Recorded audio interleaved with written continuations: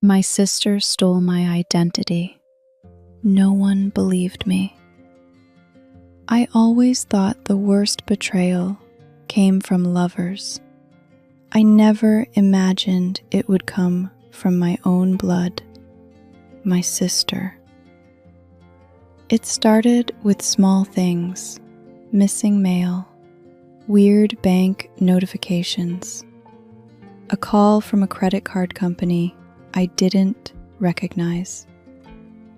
I thought it was just spam at first. We all get those, right? But something didn't feel right.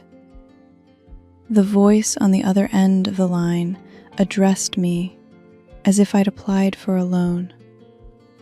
I hadn't. I laughed it off and told myself I was being paranoid. Then, one day, I was declined for a rental application. My credit had tanked. I pulled my credit report, heart racing, and saw charges, cards, loans, none of which I'd ever opened. I sat in stunned silence, the pages in front of me swimming in and out of focus.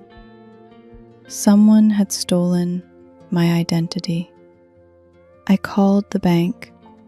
The rep walked me through a list of transactions, addresses, and account verifications. It looks like someone had access to your social security number and driver's license, he said. My blood ran cold. Only a few people had that information, my employer and my family. I lived cautiously. I shredded documents. I used strong passwords. No one I didn't trust had access to those things. My thoughts kept circling one name, Kayla. My sister and I were close once. But things had shifted in recent years. She resented me for finishing college when she dropped out. She blamed me for getting a job she wanted. She hated that our parents compared us, always praising me, unintentionally but clearly. Kayla had always wanted to be seen. She was loud, confident, beautiful, and unstable.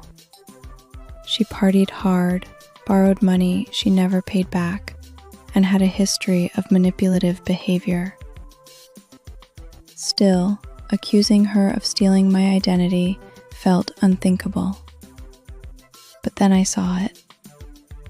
One of the account addresses listed on my credit report matched a place I knew Kayla had lived 6 months ago. A cheap apartment in a rough neighborhood. I'd visited her there once. She offered me wine, acted jittery, and seemed annoyed I'd stopped by. Now I knew why. I confronted her. "Are you out of your mind?" she snapped when I showed her the report. "You think I did this? Wow, that's low, even for you." I expected a reaction, maybe tears, maybe guilt. I didn't expect her to double down and play the victim. "You've always been jealous of me," she hissed. "You think just because you're the responsible one, you can blame everything on me?" She stormed out. And just like that, she blocked my number. I was stunned. I couldn't stop shaking. I told my parents, hoping for support. "Kayla wouldn't do that," my mom said, folding laundry like I'd just accused her of stealing cookies. "She's had a rough year," Dad added. "You've always been the stronger one. Maybe she just needs help." They didn't believe me. Not when I showed them the addresses. Not when I showed them photos of mail I'd collected. Not even when I played a voicemail from a bank that she had called, impersonating me, though I recognized her voice. I felt like I was going crazy. I filed a police report. They took it, barely. The officer seemed skeptical but logged the details. I contacted the FTC. I started the painful process of freezing my credit, disputing fraudulent accounts, and changing every password I had. Meanwhile, I couldn't get approved for a new apartment. My landlord was raising rent. My employer pulled me aside to ask why a collections agency had called them. My job, everything I'd built, was hanging by a thread. Kayla was living her best life. I saw photos on Instagram.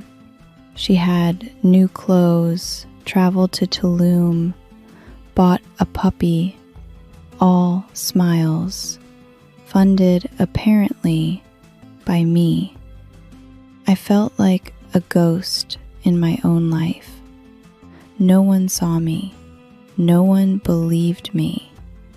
I started to wonder if I was being punished for something, for being the good kid, for always picking up her pieces. But I didn't stop. I documented everything.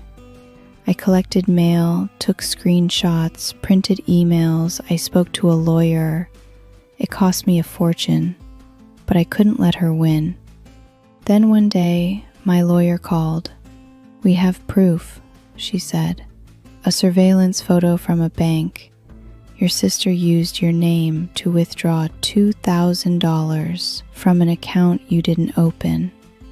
I burst into tears, relief, rage, validation. The bank pressed charges. She was arrested. The fallout was nuclear. My parents were furious at me. "You ruined her life," my mother screamed. "You couldn't just forgive and move on?" "She's your sister," my father said, eyes filled with disappointment. I was disowned for exposing the truth. Kayla pled guilty to identity theft. She got probation, not jail time. She never apologized. I moved. I changed my number. I rebuilt my credit. It took nearly 2 years. I lost friends, family, time I'll never get back. But I got myself back. The girl who doubted everything, she's gone. I don't look over my shoulder anymore. I don't keep toxic people in my life, no matter their title. Blood doesn't give anyone the right to break you. My identity was stolen, but I reclaimed it. Piece by piece, document by document, heartbreak by heartbreak. And for the first time in my life, I know who I really am. Have you ever been betrayed by someone close? Would you have reported your sibling or forgiven them? Drop your thoughts in the comments below. Did I do the right thing? What would you have done in my shoes?